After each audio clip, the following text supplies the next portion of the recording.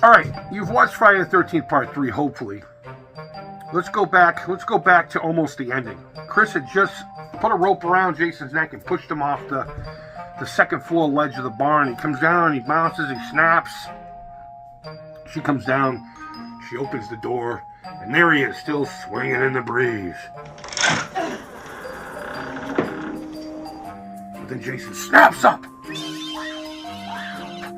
And she's like, oh my God! And he grabs the rope, and while he pulls up the rope, he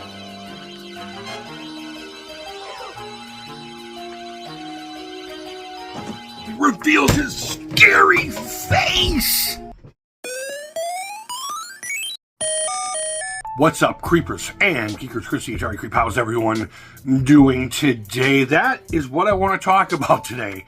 That one scene. And I know this is a little different, but I don't care. My channel, my rules, my content. This movie holds a real special place in my heart. Let's just start there. Out of all the Friday the 13th, it's my favorite. I think the best one is part 6. But out of all of them, I remember it's the first 3D movie I ever saw in the theater.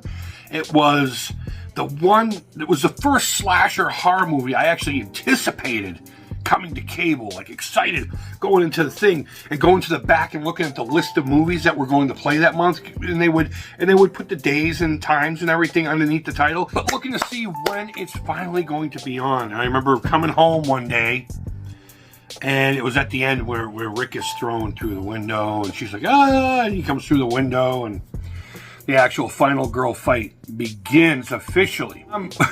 So why I want to talk about this is because the way it gets described has always bothered me.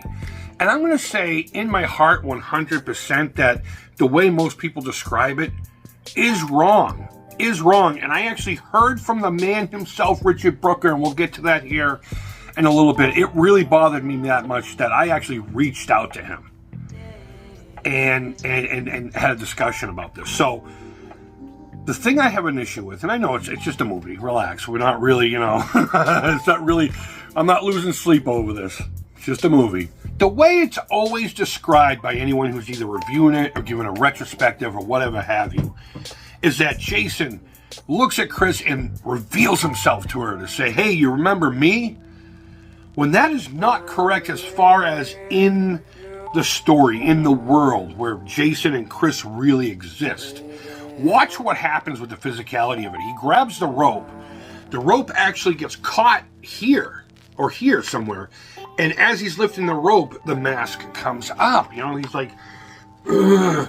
And the mask comes up, and then she recognizes him and goes, it's you. So he just kind of smiles like, yeah, bitch, it's me. Most people describe that scene as if Jason voluntarily showed his face, the character, not the actor.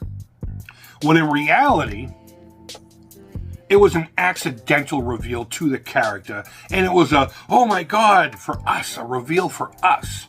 But if it were written in a script, it would say Jason tries to remove the rope and accidentally lifts the mask, revealing his grotesque, monstrous face.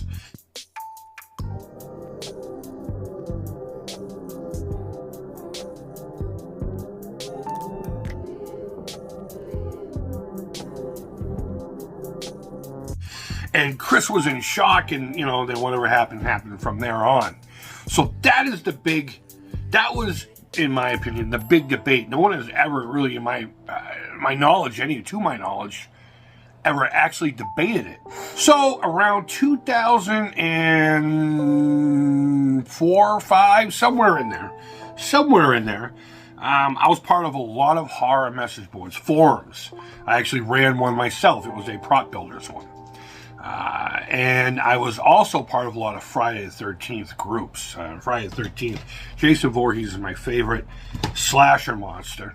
And I consider them monsters in the vein of like Universal and stuff. Not gothic, but you get what I'm saying. Richard Brooker was part of one of them. I can't remember which one it was. And please understand, this was back in the AOL days. So if you just want to take this with a grain of salt, I'm completely fine with that. Because he himself even said, but it's a piece of art regardless of how trashy it is or not. It's left for your interpretations.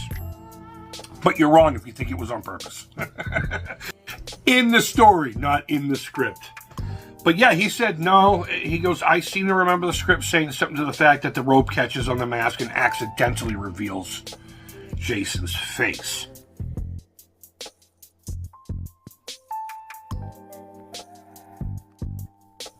So I got it from the man himself. Unfortunately, I was on AOL back then and all. I don't have any of the receipts. Show me receipts or it never happened.